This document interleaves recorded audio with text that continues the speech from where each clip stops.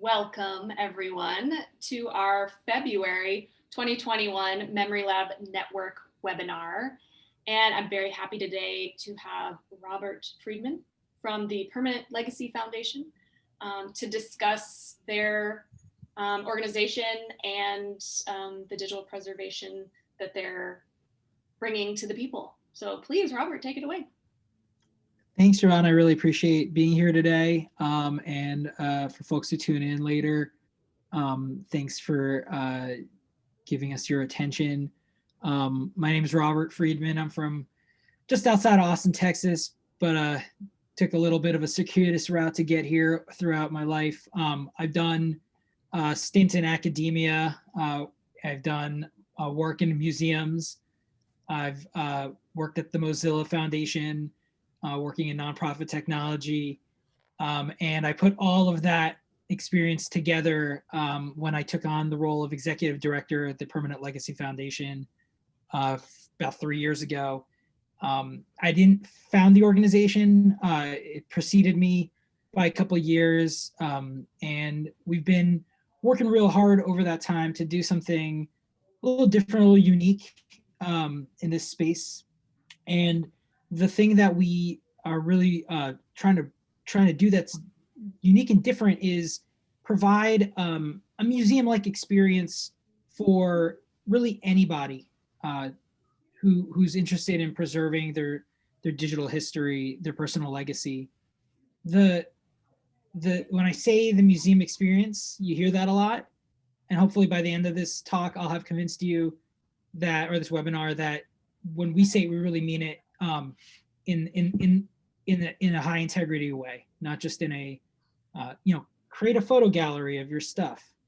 So that's what I'll tell you a little bit about our ethos or philosophy, the approach we're taking, and I'm happy to show you a little bit of the platform too, the actual technology that we brought to bear behind the concept, the ideas. Sorry, I got some little pups here who have a hyperactive sense of security. So hopefully they won't be interrupting us much, but I can get rid of them if need be. They'll gladly go somewhere else, I'm sure. So let me know if it's an issue, Siobhan, if you hear them acting up. Now, just to double check on timing, make sure I'm good. How long would you like me to sort of spend talking, and then do you want to do a bit of a Q&A at some point? What's your thinking on that? Oh yeah, no worries about the doggos. And yeah, I mean, we have until 3:30, but we can go certainly under that. So, if you want to talk for that's plenty of time. Long you want. We'll keep it natural and see how things go. Sounds good. Yeah. So the real basic, the simplest thing we can say is that we're building a digital archive system backed by a nonprofit organization for really anyone to use. And but I think what we're doing actually has bigger implications than just another piece of tech. And what's core and fundamental to our approach as a nonprofit organization is our belief that all people leave a legacy that deserves to be preserved. So I think this is one belief that really resonates with the work of MemLab and the MemLab Network, is that that there is a rich history and an important story to everybody's life, and that those individual stories can sometimes really change the way we see the world, whether it's you discovering a personal family history, descendant of yours that you never knew had an important role, or even just sounded and looked like you, or sometimes those individuals who experience the extreme important events throughout history from their own unique perspective, but whose voices are often silenced and lost to history. It's really rare when we get that story like Anne Frank's, for example, that is so innocent and is so typical, but was actually preserved for the future. And while I think the great minds of the time, or the huge celebrities, or the Donald Trumps of our age will not be forgotten, anytime soon. It's less about our ability to do the kind of traditional preservation of important figures than it is about our ability to use technology, use our present abilities to preserve the story of everyone, because we believe that that is possibilities in reach. So whereas history and traditionally the story, our history is constructed of the stories of those sort of privileged enough to have the means to preserve their story, or important enough to have been captured by news outlets or novelists or whoever decided to capture their story and pass it on for us. We're talking about a different kind of approach. We're talking about maybe creating a new kind of history, one that is comprised of an endless permutation of individual perspectives that would have otherwise been lost to time. We're talking about what we like to call the democratization of permanence, creating a permanent or preservation system. We like to, we think permanent.org is like a fun thing to call ourselves, but we recognize, of course, there are limits to what that means, but we don't want to recognize those limits to some extent. We're an aspirational project, and we really, in the same way that the pharaohs envisioned their pyramids to be a permanent place to store their own story. We want to be that kind of an idea, but for everybody. So really democratize access to preservation and permanence. And so to do that, what's different? What needs to change? Well, on one hand, we as a society know quite well how to preserve things. There are plenty of institutions out there, organizations, structures that do this exceptionally well. So what we need is to replicate some of that. We need a sustainable organization, and nonprofit cultural history institutions, libraries, museums, universities. These are the sort of preservation bedrocks. So we recognize that that's a piece of it. And we also need to leverage digital technology. We need to leverage our ability to reduce the cost of capturing information so that it becomes accessible to everyone, because the cost is real, and there's a reason why you needed a pyramid, and pyramids are very expensive.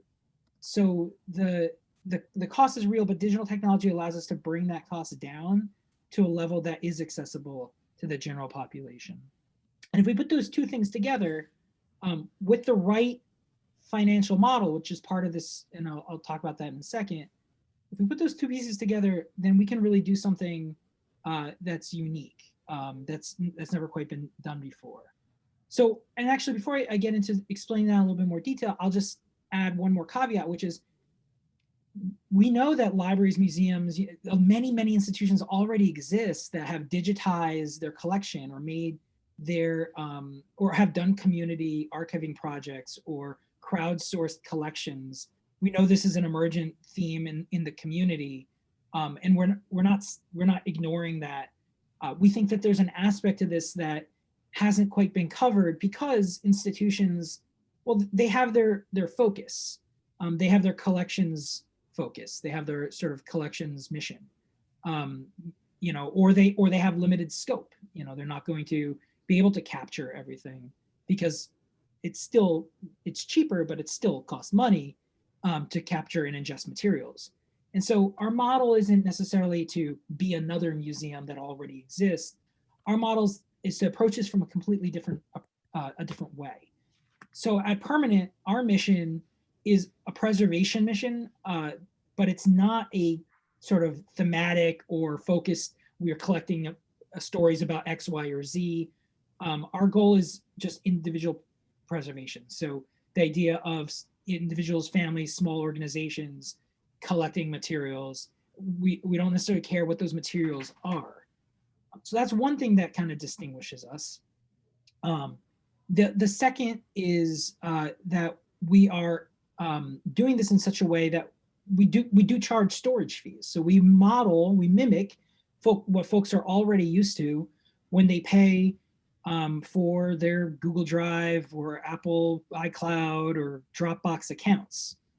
When you get past that little free storage, you start to pay. We're gonna charge users as well. So the idea is not free storage, because quite frankly, free storage is like free lunch. It's not real. You always got to pay in some way, whether it's in your data or it's out of pocket or it's with the ephemeral nature of the service.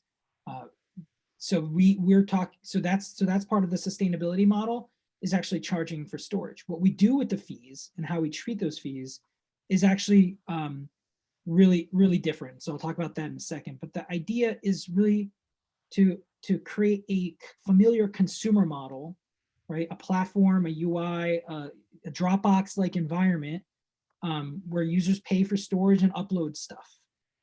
So that's one thing. The second is, our approach has also taken what we call a private first, public second strategy, meaning we don't force our users to immediately make their contributions public domain. We also don't strip them of their copyrights or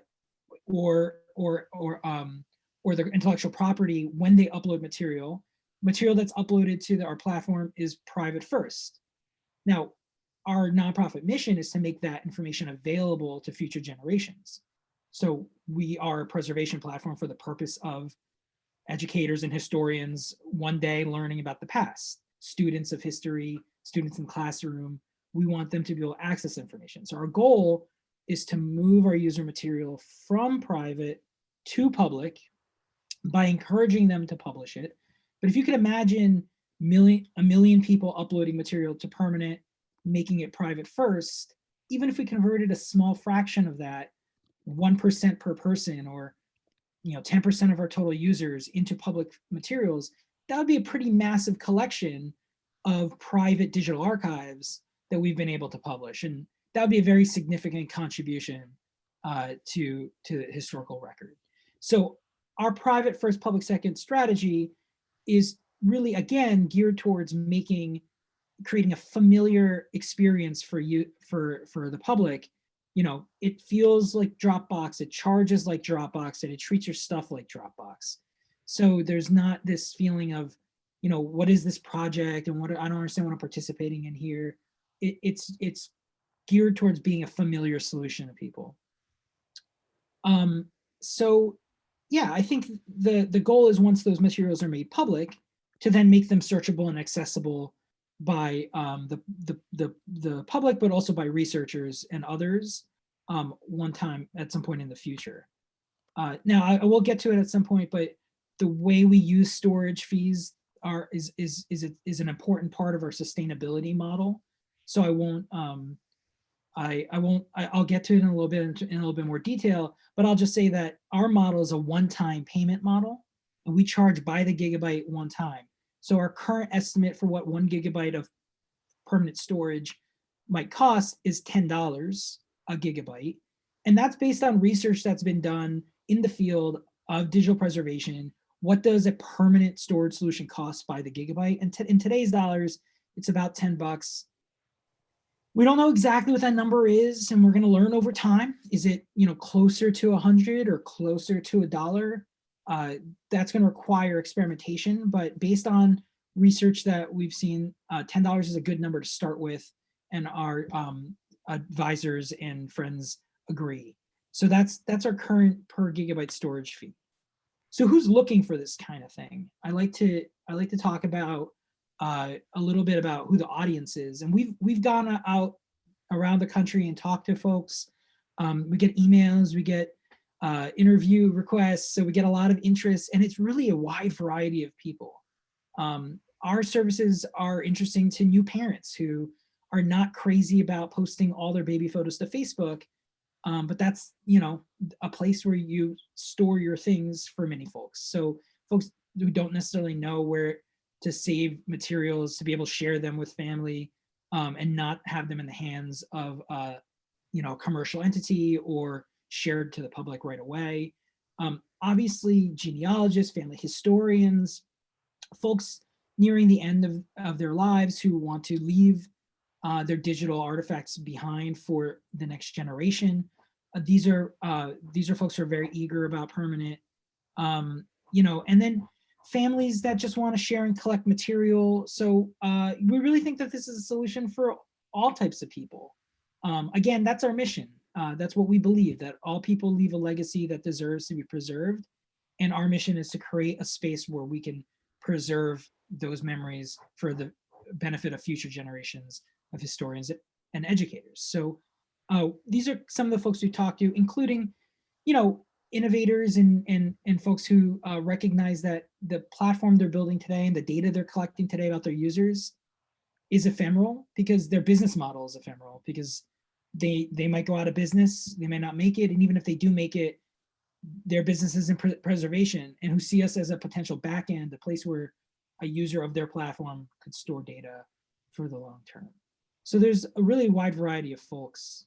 Now, the next slide I'm going to show, it's mildly controversial. I want to preempt it by saying, like, it's a toy model. I know this is a simplistic view of things, and I'm not trying to make a point that permanent is the perfect solution that trumps them all.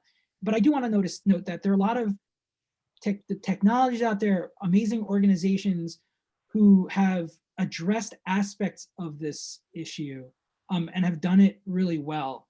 Obviously I've mentioned Dropbox and Drive and Facebook and and other social platforms so far, and a lot of these platforms, they do offer really great storage services.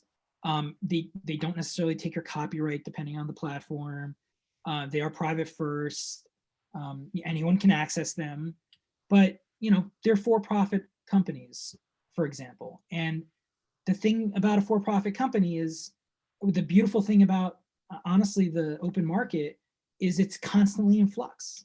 I think there's one company traded on the whatchamacallit, sorry, on the I can't believe I'm blanking, but on the stock market, let's just say that there's one company traded that's over 100 years old. And one of our friends, the Long Now Foundation, have done a really cool analysis of what makes companies last, what makes a company last for hundreds of years. And there's really just not very many institutions in the private sector that make it, because it's part of the for-profit world to innovate and change and constantly evolve. So preservation is not the goal of a for-profit company. Making returns for investors is and owners. That's really the goal. So when your data becomes no longer valuable, that's it. It's just not valuable. So that nonprofit piece we think is really important.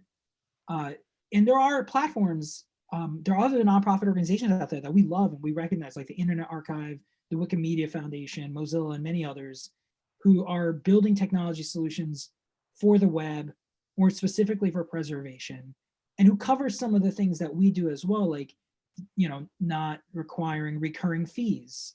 There's no monthly fee, it's a one-time payment, or it's no payment. Who offer innovative preservation tools in the back end, preservation technology, but they tend to be very public domain, public knowledge focused, meaning they don't offer a private place to store material. Whatever you put up there is for everyone to see right off the bat, or it's crowdsourced or co-created.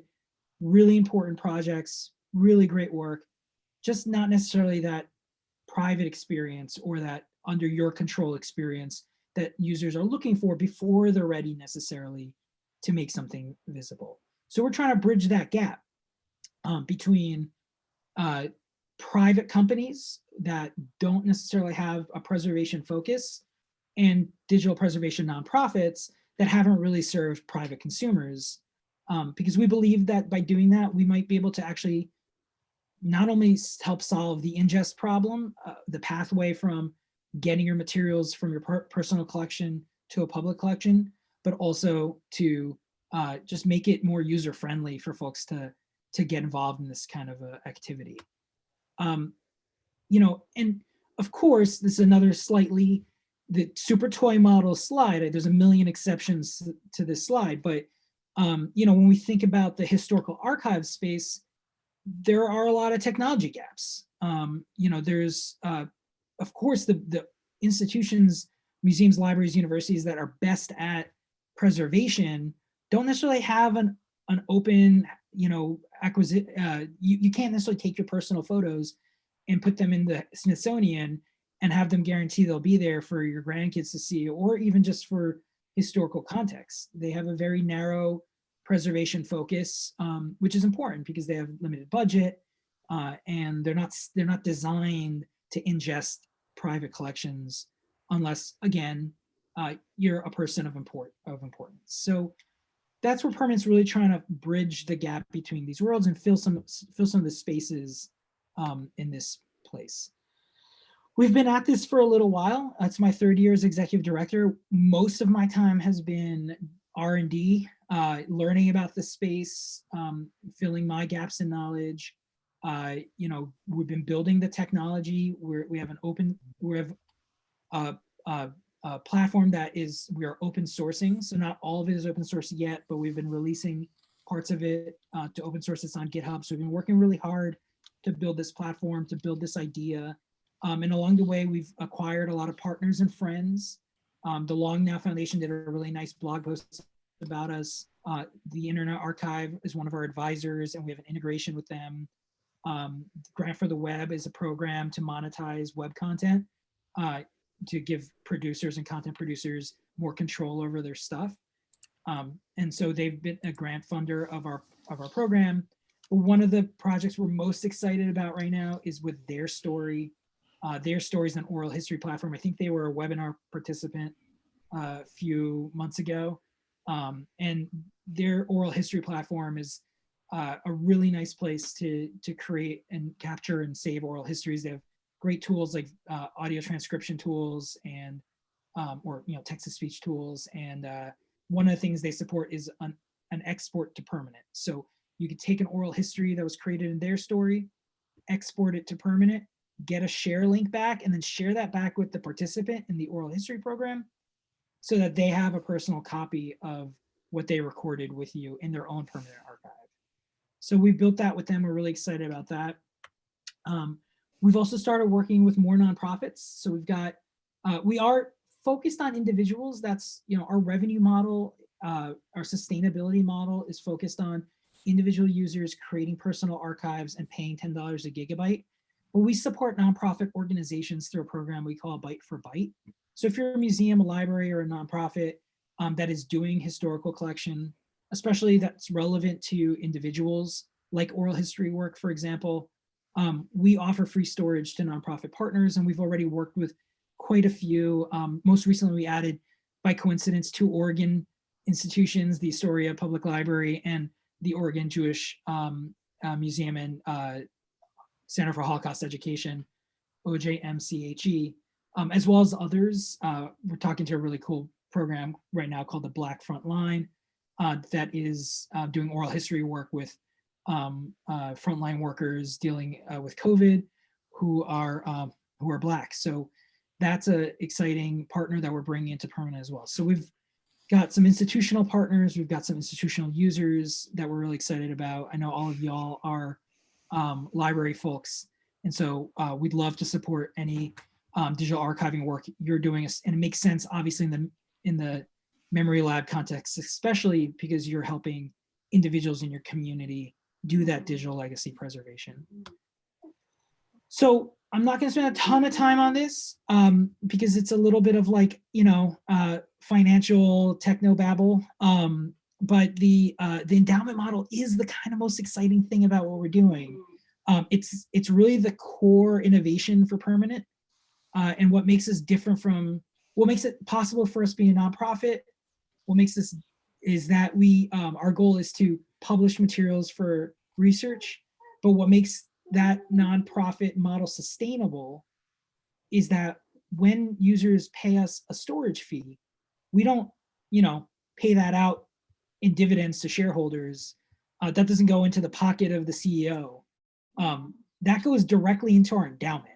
So storage fee on permanent is a contribution to our endowment, and just like any other nonprofit endowment our endowment supports our ongoing operations.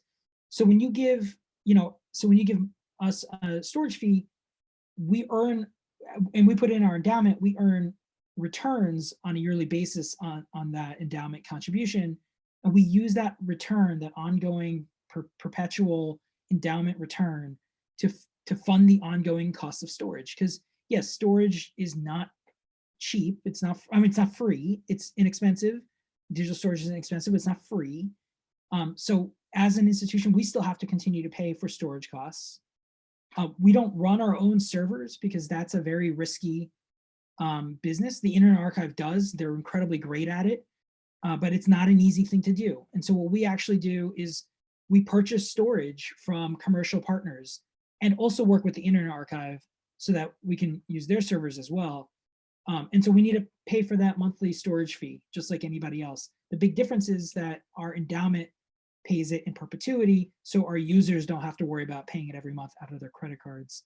And that's a really interesting, model that's blending the commercial storage world and the nonprofit preservation world to do something different. And I think that's when I start off saying, when I meant that we're really trying to follow in the footsteps of museums and create a museum-like experience for anybody.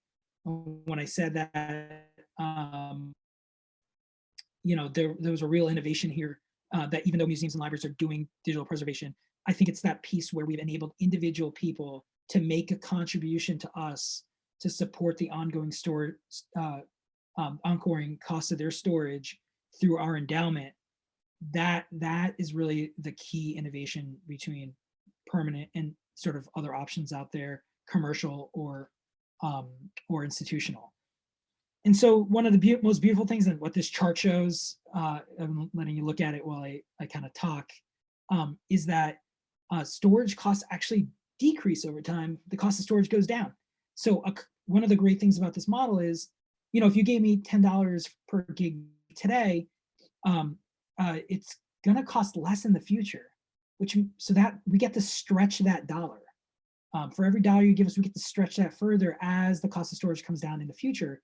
And the difference between the cost of storage now and in the future, essentially, we'll get to give back to the community through grants, through free storage.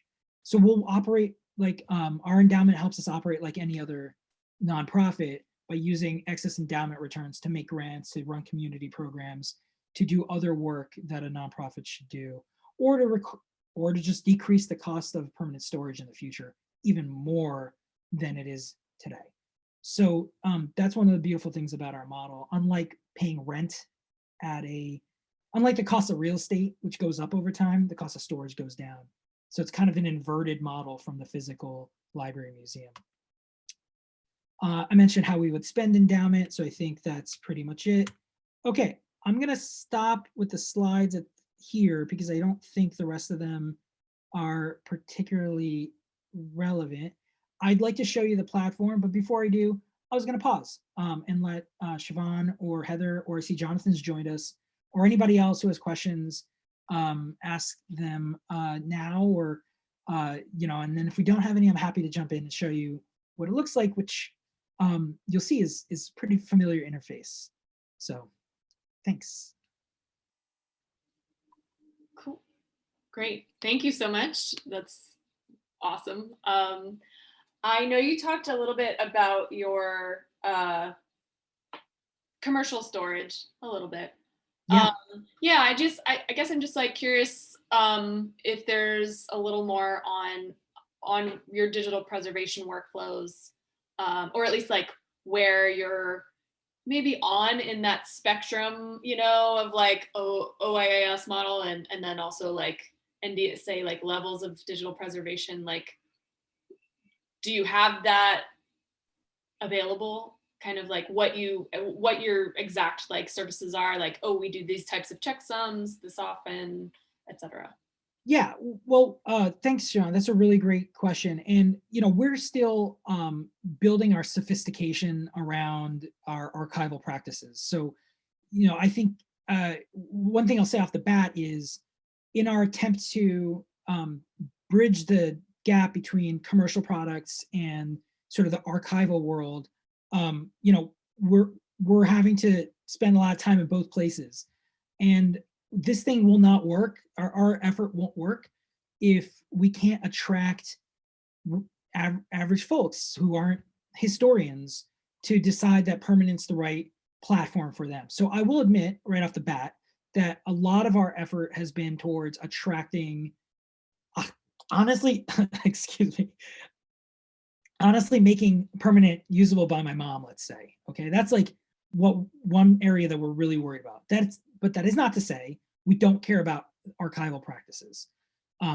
We have a lot of archival processes in place. I'm happy to walk through them. I'm going to be a little less sophisticated in doing that than probably, without doubt, than a trained and credentialed archivist would be. But we've studied what archival products do, and we've replicated, I think, what's important. And we're looking for more support. So if you're watching this right now and you're an archival aficionado and you want to help us improve what we're doing, please join us in that effort. But let's begin with the fact that we've taken a decentralized storage approach to our storage model, meaning we don't put all data into a single repository, into a single service. AWS is our main storage repository, so we use S3, but even in S3, we're storing in 2 different regions at 2 different layers. So we've got our hot storage and our cold storage layers on S3.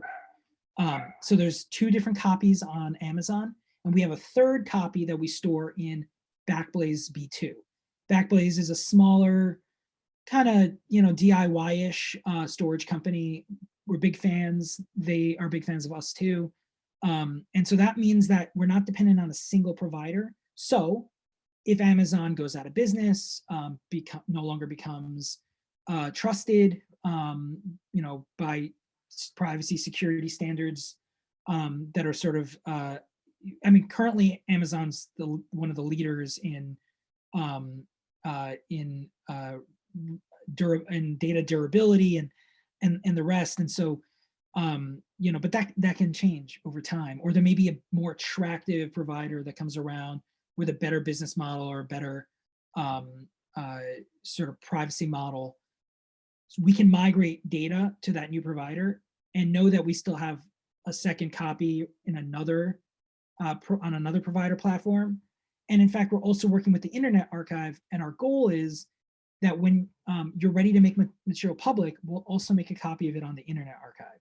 So then that would be a 4th region or server location where data would be stored if it's public. So we have that integration built actually now. So that's basically how we've diversified our storage portfolio and decentralized by region, by storage layer, and by provider, how materials are stored. So that's the first, I would say, best practice is sort of the LOCKSS model, lots of copies, keep stuff safe.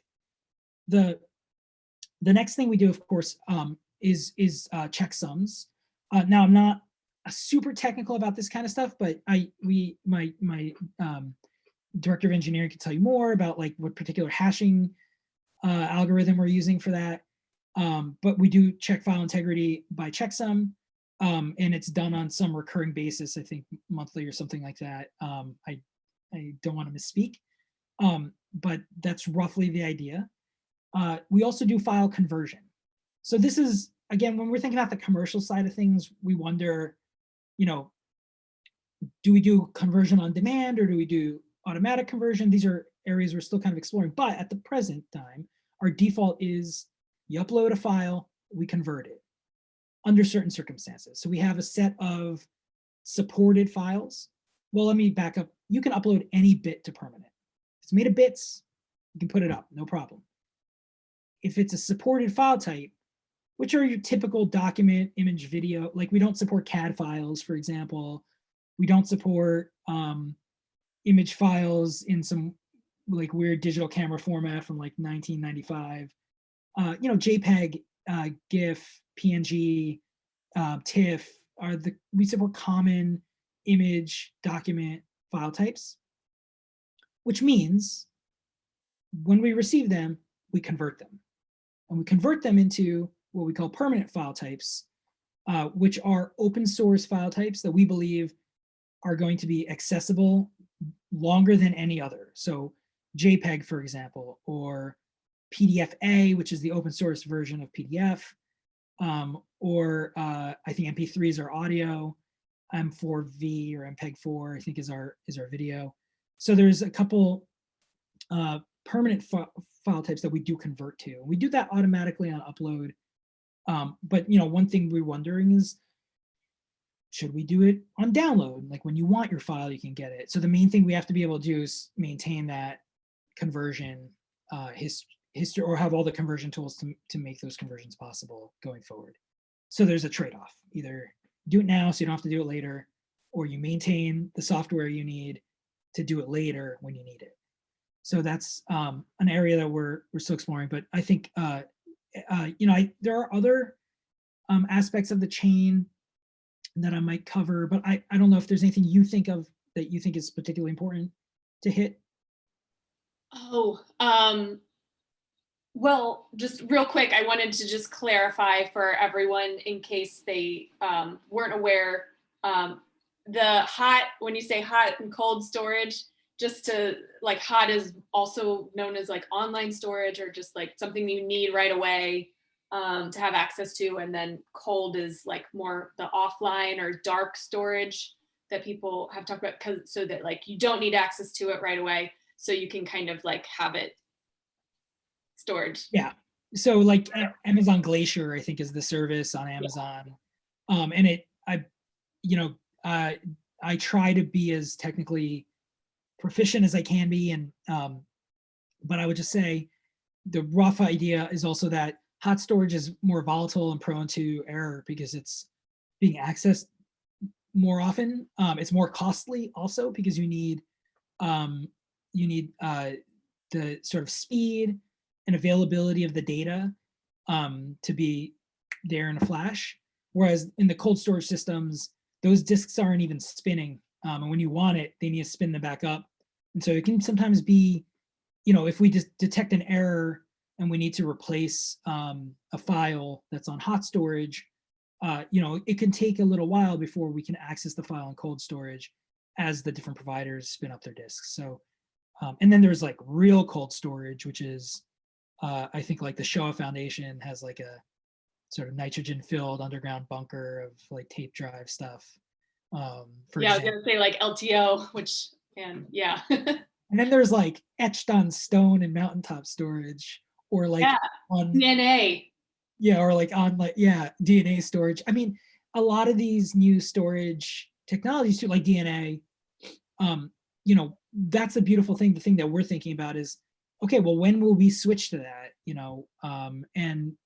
That's, if you're worried about your data surviving beyond your lifetime, you may not be here for that moment when we need to switch it to DNA, but we will be here. That's, our institution will be here, and your data will be with us. So that's kind of the promise we're making, and made possible through that endowment model.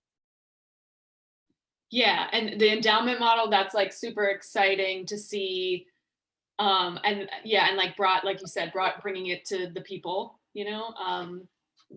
outside of museums. And then the transparency too, that you don't really get a lot of times with the bigger monopolies, really, the transparency of what's happening, and who has access to your stuff. Like the privacy, I think, is one of the most important and exciting parts of this, like that addition of privacy, both like deciding who you can share it with, but then also trusting and trust. I mean, trust is, I think we talked about this before, like trusting that your information and your archives are not going to be shared with others for any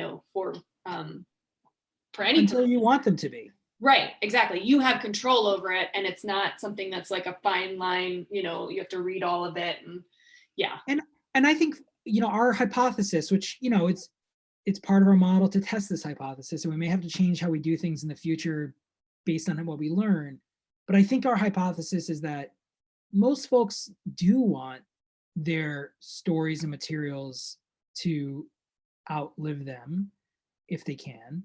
Most folks do want people to benefit from that material. They just don't have a good concept of how to make that possible, is one. They're not ready to do it right now. Right now, they just want to put their stuff in a safe place, and they may not be ready to do it in their lifetime.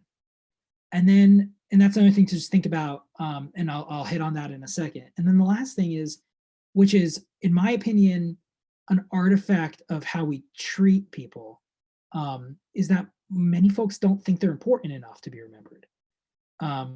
And so there are folks who just don't want to be remembered. And we encounter those people. And I think everyone should have a right to be forgotten. So our approach is definitely not to hoover up everyone's data, no matter what, or make it impossible for you to, for example, destroy your own data after your lifetime if you don't want anybody to see it. So we do think about, we haven't put all of these pieces in place yet, but we have a roadmap, and we have thought about what the right to be forgotten looks like in our platform. And we have thought about the chain of custody in our platform. And we have thought about what to do with materials after their copyright is expired, after a certain period of time after someone's passed, if they haven't been handed over to somebody else in a rightful way. So the sort of future thinking piece we call directives. We haven't built this out entirely yet, but we have a model for it, and we have we've applied for grant funding, for example, to and we've written much of it down. And there's a couple different ways you could do it, real basic, or like using blockchain, for example, if you wanted to automate it.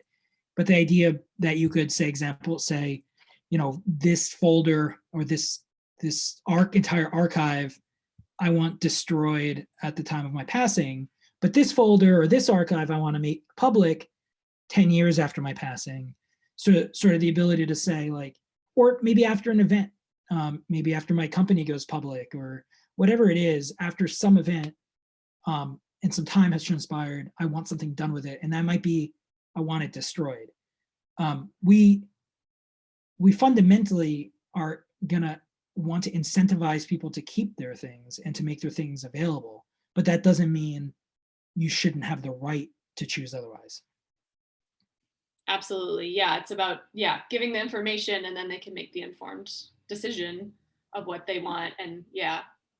And the idea being that, like, if we could get, again, 1 million, 10 million users to use permanent to preserve their data, I mean, over the eons that we'll be here, we'll get more than that. But I'm just saying, let's thought experiment, imagine 1 million people did, and 100,000 of those people made their stuff public. That'd be 100,000 personal digital archives publicly available to researchers. Mm-hmm. We think that's a pretty worthy effort. Yeah, definitely.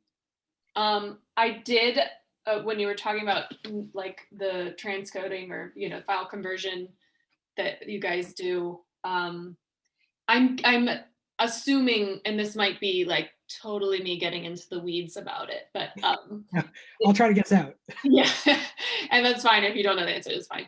But yeah, just so like if you get, let's say that a certain person has uncompressed 10-bit MOV files of their home movies, very large, and they upload them to permanent. And then if you does that get like transcoded to does it get compressed, I guess, is really the main thing? Or would I have to like talk to you guys and be like, hey, I've got my preservation masters and I don't want them to be transcoded. Yeah, it's a great question. So a couple things. And this gets into like the mechanics of the business a little bit, because again, one thing that we're not is we can't cover every case because at some point it becomes so technical. It sounds like you're the expert and you need to do it, right? Our main goal is to help the general public, and the general public are not experts on these things. However, we don't do anything to your originals. So your original file remains intact and undisturbed in 3 copies in 3 different places. So that is the first and most important aspect. Then, because you probably want to view it on our website, you want to view that movie, yeah, we'll have to transcode and compress it to make it viewable. And that's sort of like permanent format, meaning I can't guarantee that those files are accessible in the future because, you know, they're pretty, they're both large and difficult to serve, and also potentially technical in such a way that the future will not keep up with them. They won't persist, those file types. But the converted version will at least persist. Now, you yourself at some future time, or someone you advise, or you know who you hire to do it, may make higher quality conversions of those files. You know, but that, because you can always download it, reconvert it. Now we're thinking, we're learning all the time. And so one of the things that we've discovered is that there's these services out there now that maintain conversions for, you know, we can't do everything, right? So, but we have found that there are these online file conversion services you can API into and whatever. So in the future, you can imagine plugins to Permanent that convert to lots of file types that we don't do on our own by sending it out and bringing it back in. You know, so there's, but currently we have a supported set of permanent file types. They are very common open source formats. So they are most likely to be accessible by software in the future.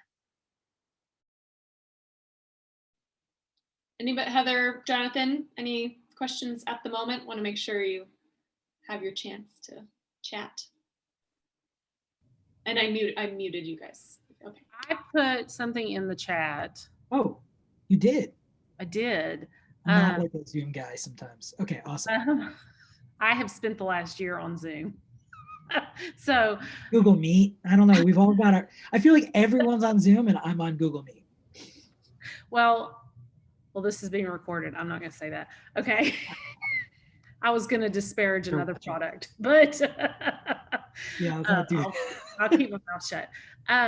So I think a lot of our patrons are interested. That one of those very first slides that you put up talked about sharing, and I think that that's what a lot of our patrons are going to be interested in, is being able to have a platform to put this stuff on, to show it, not just to share it with their family members, but to get information from their family members. I mean, I know that I've just spent the last year digitizing all of my stuff. I finally got it done. My child has shoes. It's like the cobbler's, you know, kid doesn't have shoes. So it's finally done. But I don't know who a lot of these people are in a lot of these photographs. And so I need to be able to share it with my aunt, who lives in a rural area. I have an uncle in Montana. I mean, you know, so how is it shareable within a family unit, I guess? That's a great question. And I actually think it's a good segue to just show you what the platform looks like. You know, I'll just say that we have multiple different sharing mechanisms, and I'll try to show all of them in a second, but I'm probably gonna fly right by them. So I'll stop and say like what I'm gonna show you, and then I'll show you what I'm gonna show you, and then I'll remind you what I showed you, which I think is the right kind of talking strategy that they teach you. So we kind of have 3 levels of sharing. And I'll start with the like most permissive, and I'll end with sort of the least permissive. So the most permissive sharing is to just publish material. So you put it in, there's a public space. I'll show you what that looks like. You make it public, and then anyone can see it. They don't need to log into Permanent. They don't need to, they just get the link, they see it at the end. It's the most permissive. It's not the most collaborative, because folks can't really do anything except view it at the moment. Now we're constantly improving our platform, more functionality to come. This is just the early days. I'm just showing you what we got so far. So, you know, take this with a grain of salt in terms of if you're watching this video 6 months from now, it may be in a better place. But public is currently not very collaborative, but is very permissive. The second is to invite them to become members of a shared archive. So an archive, which represents an individual, family, or an organization, can have shared members or multiple different members on it.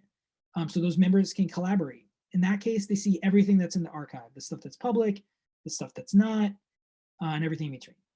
They also have a lot of potential control over what the archive does. So, you can manage those controls. I'll show you how. And then the third way is the least permissive, because it really narrows the focus. And this is kind of like you've experienced probably with Dropbox and Drive if you use those platforms, where you have a folder, you get a share link, you send it to somebody, they can see what's in that folder. They might be able to edit it if you want them to, or add more stuff to that folder. But the key thing here is you got to have a permanent account to do that kind of stuff. You also have to have one to be a member of an archive. So public, no account needed, anyone can see it. Archive members, it's very collaborative. You need an account, but you can kind of do everything in that archive. You like share that archive. And then sharing, share links, that's by folder or file. Least permissive, need an account, only get to see that. So it depends on how you want to use it, but you got a lot of flexibility. Now let me show you what that looks like. Siobhan, I see you want to say something. Just real quick, yeah. I just it doesn't cost money to just have an account. It costs money to store stuff. Okay, just wanted. Yeah. So there's no like membership cost or monthly fee, 0 monthly fees. Now I can't promise that in the future we don't have a service where like, hey, for this service we're going to do a monthly fee, because it's like, I don't know, deduplication photo service or something like that. I don't know what we can imagine, but that's not really in our model. Our model is to be lean, to collect storage fees, to put in our endowment, to pay for the ongoing cost of storage. And our software is really here just to make that possible. Collecting fees for storage to store files, like you need to be able to upload them, find them, search them, whatever. So there's a minimum amount of services we want to offer to make that accessible. But yeah, no cost to creating an account. No cost for the free first gig. We give you the first gig for free. And then it's $10 per gigabyte, and you only buy what you need. You don't have to buy $1,000 worth of storage if you only need $10. A lot of stuff can fit in a gigabyte. Not a lot of 4K video, but definitely a lot of photos. Maybe not a lot of DSLR photos, but a lot of other photos. Lots of PDF documents, your tax returns for your whole life. 1 gig. Okay, here's my personal permanent archive. This is my personal archive. You can see my photo in the top left corner. This is the Robert Brian Friedman archive. It represents me. It contains stuff I want. It is a mess. I'm not an archivist by training. I'm trying my best, okay? I put some stuff in there. I'm still working on it. Honestly, what we tell our users and friends all the time is don't worry about having the perfect thing. Start somewhere, because starting somewhere is better than being nowhere. And so whether it's like your wedding photos or your baby photos or a photo of a vacation you loved, or whatever it is that you want to hold on to and preserve, start there and start small. Start with 1 gig, start with a modest thing, get that done fairly well. Now I've got a little bit more stuff in here than I would have advised myself, because I haven't done a great job of adding metadata to it, but don't judge me, and we're working on it, okay? So this is my personal archive, and here's some stuff I have in here. I've got some photos of my house at 175 County Road. I've got my demo folder I use to show people that we accept lots of different file types, audio and whatever. So we've got, you can play back audio, you've got a PDF here. You can flip through the PDF. So, files work. This is architectural plans, but not a CAD drawing or anything like that. It's just a PDF. Here's a photo of me and my mom when I was a little boy. And so these are files in my demo folder for showing off. Of course, I can edit the name of that folder, of that file. I can change the description. I can add tags to it. I don't know why I don't have tags on this one yet, but let's say mom. Oh, I do have a mom tag. And then, I don't know where this was, so it would be hard for me to set a location. I need to find out from her, but I think it was somewhere in the Finger Lakes region. So I could at least maybe say something like that. And some folks have said, They don't like how the pin gets dropped because it's too specific a location. It implies that that's exactly where it was. I think that's a good point. But really, the pin is just a map. The location is Finger Lakes. So meaning the pin is just what Google does when we give it the location of Finger Lakes. It's not necessarily, representing that. Although we do also store GPS location from what Google returns. So both get stored. So yeah, we've got some good amount of stuff you can do here. Once you're in your files, you can, so starting with the most permissive, and then we'll back out to the least permissive, you can share them. So if I want to share this photo of my mom and me, or actually maybe I want to share this folder of, this is not actually my backyard. I think this is just for fun. Let's say I want to share this backyard folder. I can create a share. If I have other archives, which I do, that I'm connected to, and we can talk about connected archives in a second, I can just pull them from this drop-down list. But if I don't have archives I'm connected to, or I don't remember which one's which, or I just want to share with a bunch of people, I can create a share link for it. We have special settings on our share links that increase privacy and control over them. You can turn a share link preview on and off so that people who receive the link can see what's in it before they join it. You can auto approve or turn that off. It's by default, it's off, so that you don't have to sit there and be like, oh yeah, that's that person and that I want to approve. You can create an expiration date for the link so that it's not out there forever and people can find it forever. There's other settings that are currently hidden in this view. We're doing a little redesign, so they'll get added back in, but you can also limit the number of times that link is used. And you can set a default permission level for that link. So let's just, for the purposes of just showing you something real quick, I'm going to share this with my other, one of my other test archives. Let's just pick one. So once I share it with another archive, and I have this one saved in my archive connections, I can make this archive a viewer, a contributor, an editor, a curator, an owner, or I can remove them. An owner has full read, write, delete, move, copy rights to this folder. A viewer only has limited viewer permissions. Contributors can add materials, but they cannot delete or edit them. Editors can edit them, but they cannot delete or move them around. Curators can delete or move them around, and owners have all the permissions. So you can always add folks, remove them from a share. One thing to kind of remember about permanent is that you have a single account.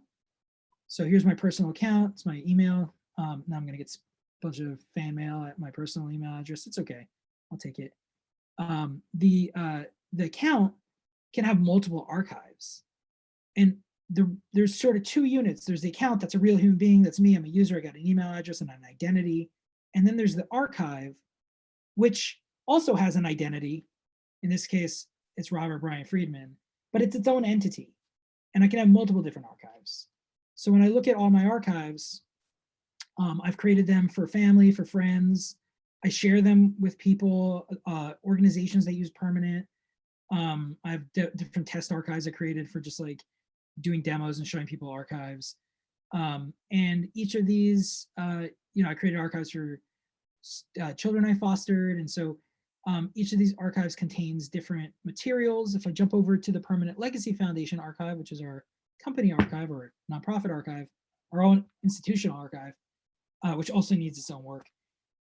That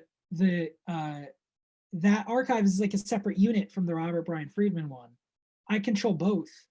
So when I create a share, I actually create a link between those archives. The share is between archives. And so it's a way of making materials exist in two archives at once to some extent. That's how we think about share. And you got a lot of control about what materials and what the other archive has access to. And so that's share. I also showed you multiple archives just now. So under your account menu, you can create as many as you want under new archive. And you can switch between the archives pretty quickly, and people can invite you to be a member of their archive, which I'll show you how to do next, which is kind of the second level of permission. Of course, anything you share is in your shares section, just a heads up, or is anything that's shared with you. And then with this archive, anything that's shared with this archive is what I was trying to say. But an archive can have multiple different members. So the Permanent Legacy Foundation archive has different staff people and board members who are members of it. You'll see that different folks have different levels of access. Because archives represent people, families, and organizations, we only allow archives to have a single owner. So unlike a shared folder, which can be shared across multiple different archives, multiple different owners of those materials, the archive itself, which represents an entire person or institution, can only have one owner. So we have another role for archives called manager. And the manager role is essentially the owner of permissions, but that person does not own the archive, so they can't delete it. Manager can't delete your archive. Manager can't transfer ownership of an archive, but they have all the other permissions inside of an archive. Members of an archive are accounts. So we're talking about that account level, the archive level. These are human beings. These are people with email addresses who are sharing access. Sorry, I got a little something in my throat and now I can't drink it out. Yeah, so they share access to the archive and they can collaborate. They can upload things, they can move it. Depending on what permission level you give them, again, it will limit what they can do in the archive, but they have access to the whole thing. They can see the whole thing. So there's no I can only see the public side, I can only see the private side. Finally, there is a public workspace. So you've got your My Files workspace that's private. It's your files, only you can see it. And then, and if you have multiple members of the archive, they can see what's in My Files, belongs to the archive. And then you've got the public workspace. And the public workspace is where anyone can see what's in here. It's in this view of it, it's a folder list, which is kind of boring. But there is a public side to our website, which is a little bit still in development, but you can get to pretty easily. I'll show you how. So anything you put into your public folder, you can upload something directly is one way to do it, or inside of My Files, you can publish and we'll make a copy of it in your public archive or your public workspace. Anything inside your public workspace can be viewed online. So for example, let's go with, I don't know, public reports. So when I have this folder selected, I can get a link to it. So I'm going to click Get Link, and then I'm going to just view that on the web. And you'll see this is the public reports folder that's viewable on the web. This link up here, if I shared this with you, you could reach this yourself. It's publicly viewable. Anyone who has got that link can see it.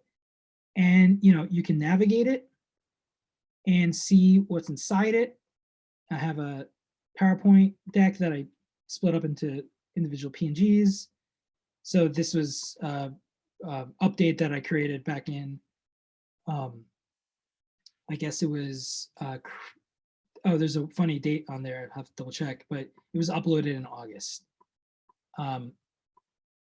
That something to follow up on is, why is that date not correct? And I'm not 100% sure. It might have been the way the JPEGs were generated from the original PDF, and metadata can get a little wonky sometimes, but we do import metadata that's in the file. So if the metadata is right in the original, we'll get that into our platform. So yeah, the public side is how anyone can access anything with a link.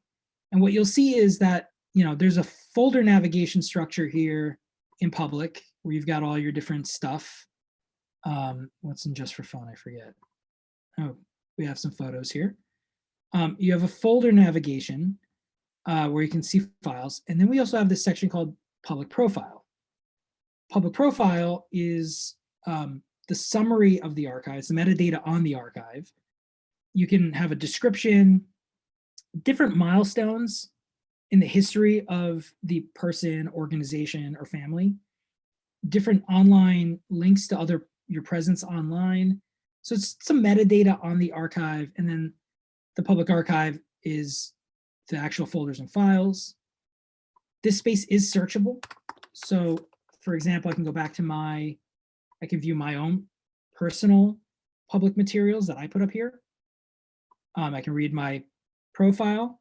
I didn't put exact addresses, but I did put places I lived. So I currently live just outside Austin in Texas. I used to live in Austin. This is a neighborhood of Austin. I put when I started my job at Permanent, my previous job. So I've got my own personal milestones here. I got married. You can see them all here. I got my PhD. Life was good. And then I was born in Jersey City, New Jersey, a great place. So that's my life. This is my archive. You can see my folders here. I'm going to show you one last little thing because it's fun. We've been working on more views. So instead of just this grid view of materials, which is perfectly fine, we've created also a timeline view. Actually, this is not the best timeline. I didn't work that hard on this one. I want to find a slightly better one. The more fun one is my South Pole photos. I was very fortunate as a young man working on my PhD to get a free ticket to the South Pole to do some manual labor down there for my professor as part of my research. It was great. So I've got a little timeline here of my trip down to the South Pole. I can zoom out, I can zoom in. And this is just a fun way to present materials inside of a folder. I'll show you how to do that as my last sort of trick on my tour. Some folks have made really beautiful timelines. So I'm going to show you one gentleman's, because we're talking about families and family sharing and the things the family might save.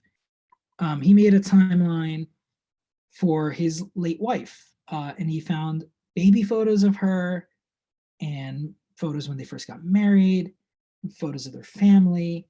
And I try not to cry every time I show this because it's just so sweet.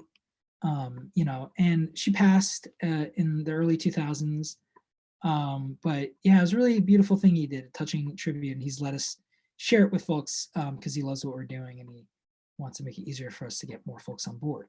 So this is one public thing that he created, and he's still working on creating more. But just to show you how to do that, how do you make timelines? Since we're doing like a whole product tour here, if you're back in your archive, and I just clicked on, there was a little icon for me to go back to my archive up here by the search, and you're in your public space and you have a folder and you click over to views and in the metadata tabs here, infos, there's no sharing in public right now. We're just building out features little by little. Sharing happens in my files, but views exist in public. They don't exist in my files yet. Long story, but we're working on it. They'll be everywhere. And here's where you can select different views on the folder. You can set one to be a default view if you want anyone to see it that way always, or you can just kind of preview what this might look like by clicking the view button here. So if you set it as your default, people will always see it this way. This is the world's most boring timeline because it's 4 PDFs all uploaded and created on the same day. So yeah, I feel like more or less the soup to nuts tour with one last stop. And the last stop is we are experimenting with integrations with other platforms. I mentioned the Their Story integration, where in Their Story, after you create an oral history, you can upload it to Permanent just by a click of a button and get back that share link. All while in Their Story, you'll get back that share link that you can give to participants, patrons, friends, family members. On our side of the house, we have built integrations with Facebook and Family Search. I'll tell you right now, I'm not crazy about the Facebook one. I'm not really a big Facebook user. They make it very hard to build, but we've at least figured out a way to import your photos from Facebook. It doesn't work 100% of the time because they have all sorts of special ways to limit you from getting things out. At any moment, they may also make it against their terms of service to do it. But the Family Search one is really reliable. That is an integration with Family Search, which is one of the largest genealogy platforms on the web.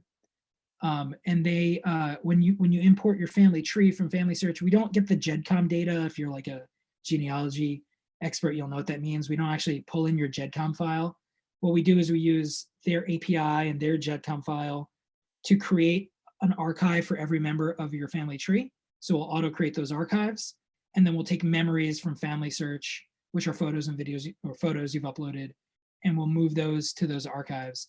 So we'll populate living archives for your different family members with the memories you've already put into Family Search. So that's a pretty cool integration. We like that one a lot. We're demoing it at RootsTech in 2 weeks, and Family Search leadership is pretty happy with it. So are we.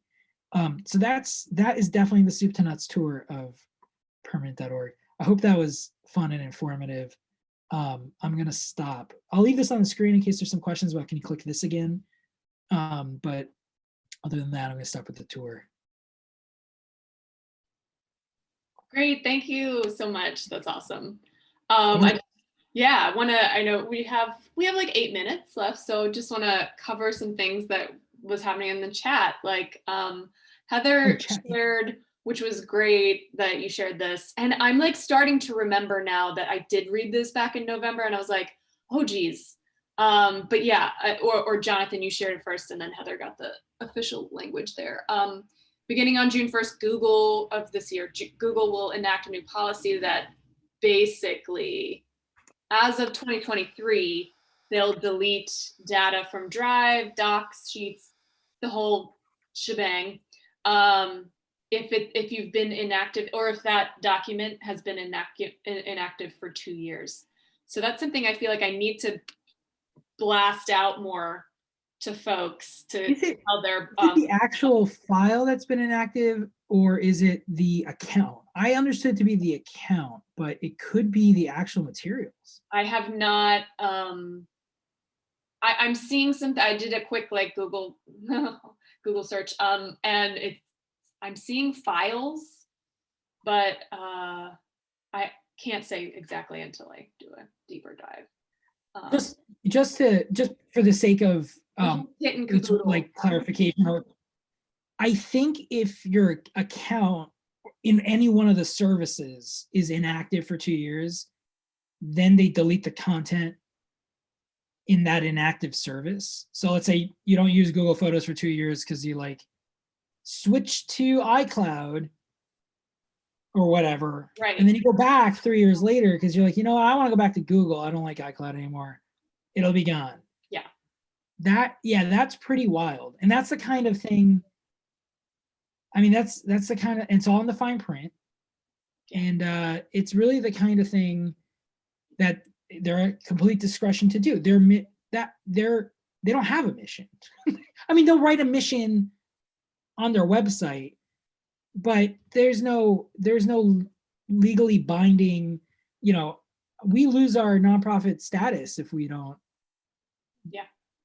use our funds to advance our mission.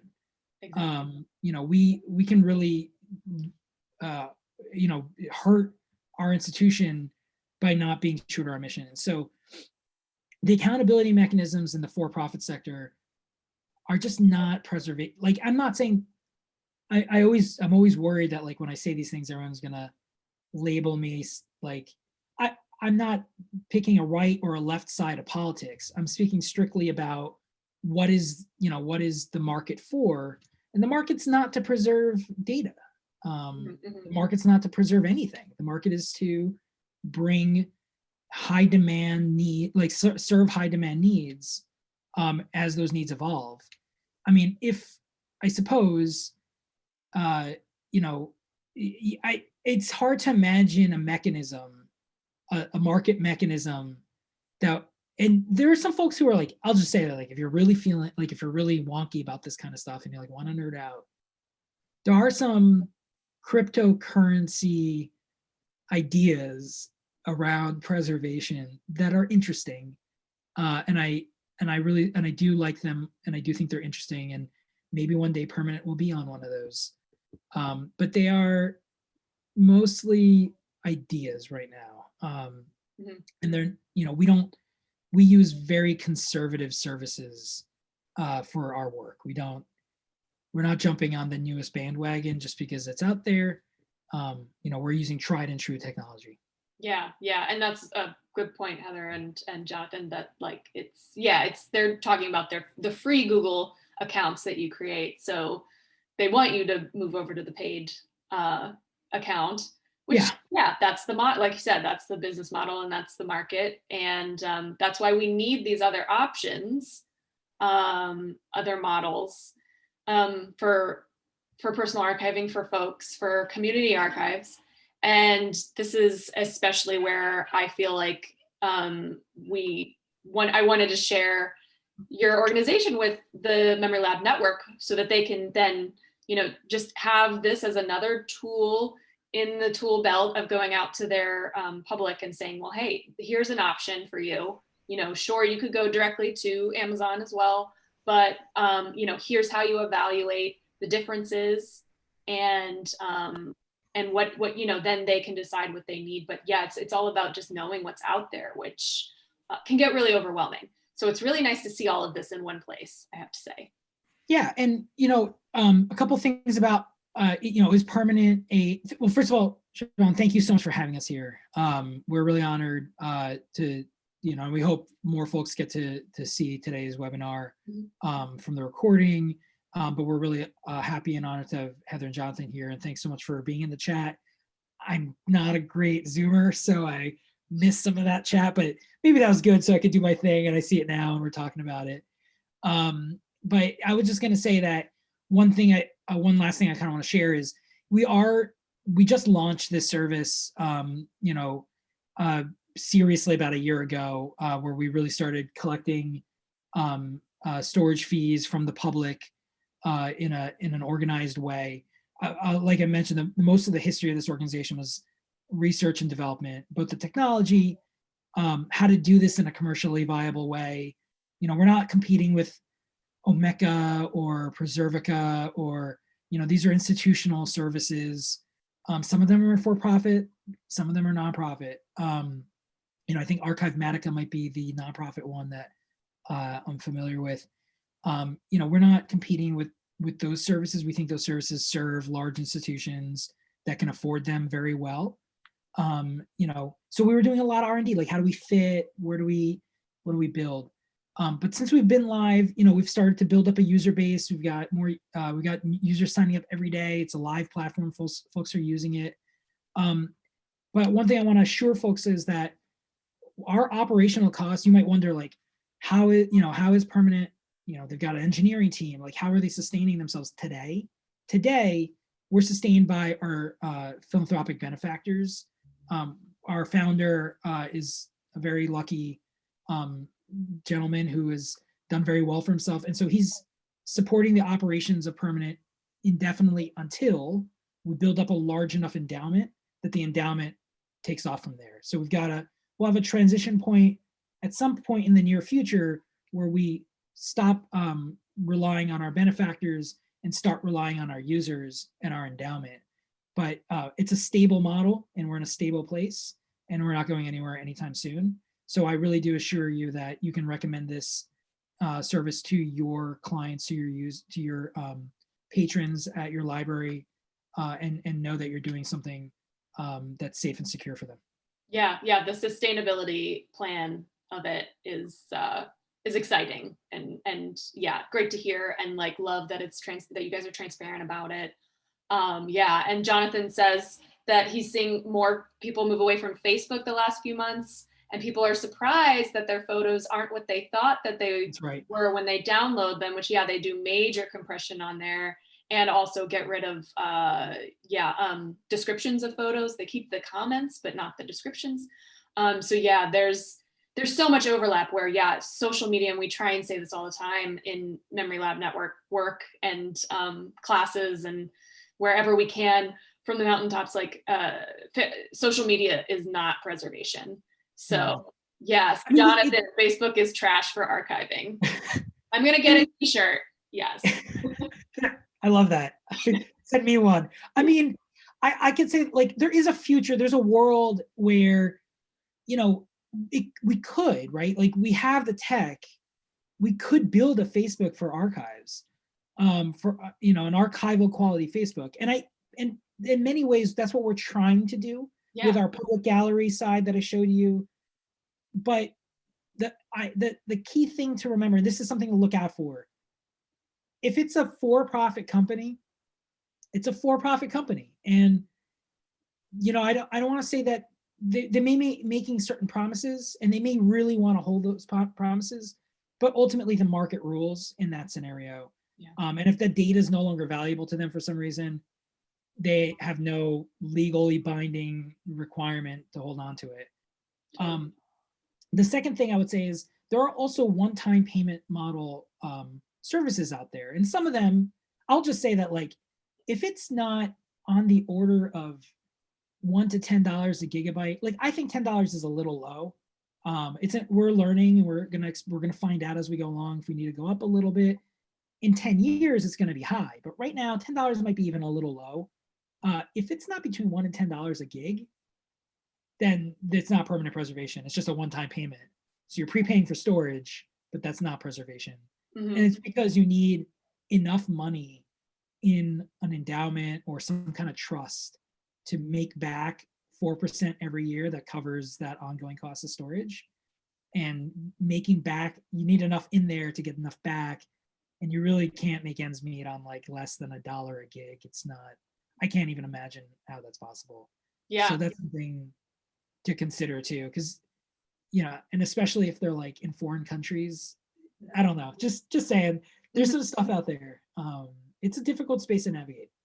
Yes, and that is digital preservation. I mean, both as archivists, it's very hard for a lot of archivists to grapple with digital preservation. So let alone personal archiving. I know that I just see a lot of like glazed over looks from folks who are like, now what do I do with this? And I try and tell them and give them advice.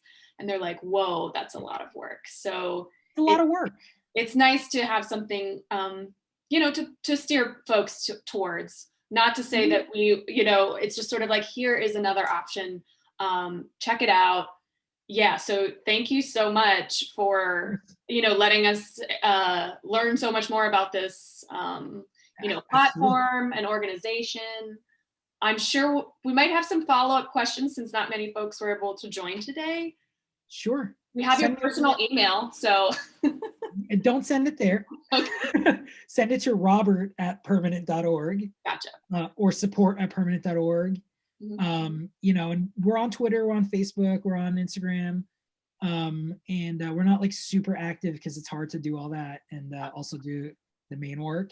But we've got a presence, so we do keep an eye on and we answer. So find us where you can, not in my personal email inbox. But you know what? I'm going to send that. I'm going to edit this and I'll just put a block over it. It's fine. Don't even worry about it. But I wouldn't mind if you did, but don't even worry about it. If someone sent me an email, I will reply. Okay. All right. Well, thank you so much, Robert. We'll definitely stay in touch. Yeah, I really appreciate it. I'm honored to be here. Great. Thank you so much. And thank you, Heather and Jonathan, for coming today. So take care, everybody.